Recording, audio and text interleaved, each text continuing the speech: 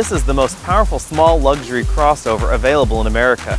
No, it isn't a BMW, it isn't an Audi, it isn't a Mercedes. It's actually the Volvo XC60 T6 all-wheel drive R design. Now that may be an awful long name, but it is quite a compelling and quite an interesting small crossover. Let's take a look.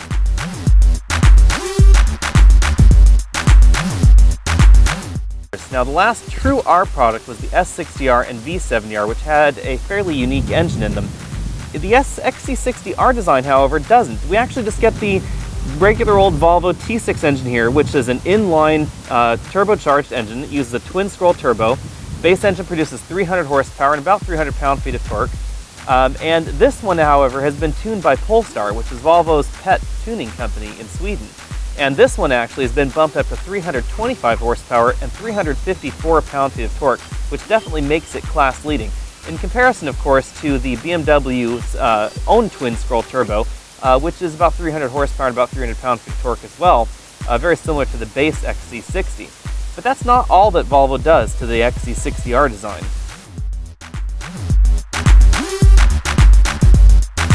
One of those other changes is out here in the back. These are 255/45 R20s. These are the largest and widest tires that Volvo has put on a passenger production vehicle. And that's really important in the XC60R design because this thing actually handles incredibly well. It handles a little bit better than the X3 in regular form and the Q5 in many respects. I mean, you know, it's not a rear-wheel drive vehicle, it's all-wheel drive, and it has a front-wheel drive bias. So don't get me wrong here, it's not going to get tail-happy. You're not going to be able to power slide the XC60. Can't really imagine you'd want to power slide a CUV, but you couldn't do that with this one. But what it does give you is extremely sure-footed handling in mountain driving. And that's actually really quite surprising and quite entertaining in a Volvo. As you'd expect in any modern luxury car, especially a European luxury brand, the interior in the XC60 is very, very nice. We have a very nice textured soft touch dash. You'd note that no stitched dashboard is available in the XC60, mind you. However, the style is very nice, the components are very nice. We have this excellent sport grip steering wheel, which has sport bumps here on the inside as well as the outside here. On this side we have our voice command button, radio controls, and a little rotary knob and exit button. That controls the Sensus system, which we'll go over in a little bit. And over here on the left hand side we have our cruise control and our radar cruise control buttons. This car is equipped with Volvo's Sensus system, which is their navigation infotainment combination system, all controlled by this screen in the middle of the dash. This is a very nice, let's turn that down here. This is a very nice high-resolution screen, however it is a bit small. Compared to BMW's iDrive, this is just not a wow factor when you get into the car. It is fairly similarly sized to Mercedes Command, however, and I do like its interface better than Command and better than MMI. You have access to all of your car's features, car settings, support systems. You have your telephone, you have your various media devices here. So we have our iPod, Bluetooth interface, auxiliary control. We do have full access to the iPod, including playlists and tracks, genres, song, podcasts, etc.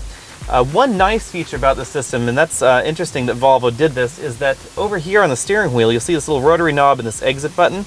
You can actually control every feature of the system from the steering wheel instead of using this rotary knob over here. So you don't have to take your hands off the wheel, which is kind of nice, although it still will not allow you to enter a destination in the navigation system unless you use the voice command system in the vehicle. So now that we're zoomed in a bit more, you can see that the screen is fairly high resolution.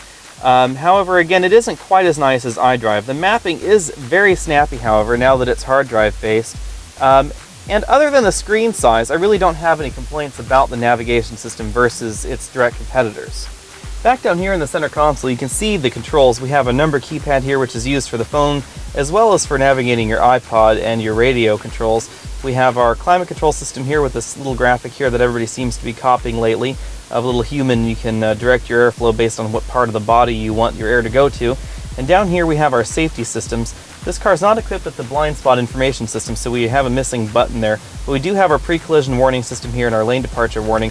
Something that's actually quite interesting on the XC60 is you can also power fold the rear headrests by pressing that button, and you can, interestingly enough, use that to smack rear passengers in the head with their headrests. I actually find that quite entertaining.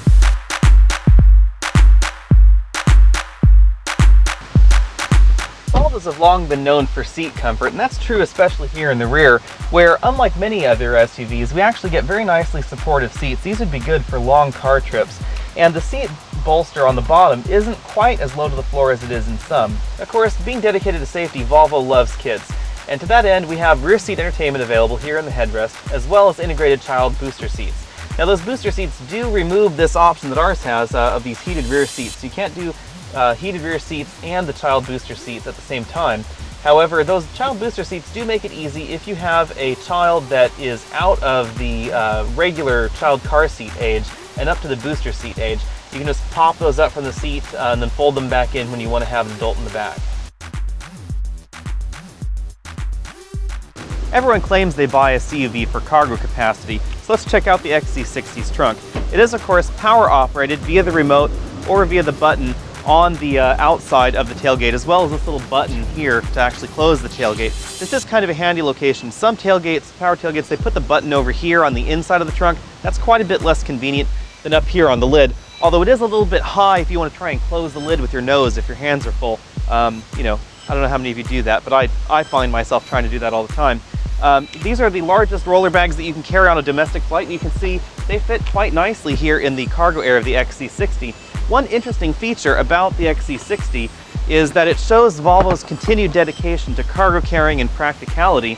It doesn't have the same load handling rails that the XC60 and V70 get, or XC70 I should say, and V70 get, but what it does have is this little flip-up grocery bag holder. You can actually strap things in with this little yellow strap. You can hang grocery bags on here, and there's also another cubby underneath that, and then underneath that is the spare tire well. So you have all those in there, and of course that means we must now find out how well a journalist fits in the cargo area of the XC60. Let's find out.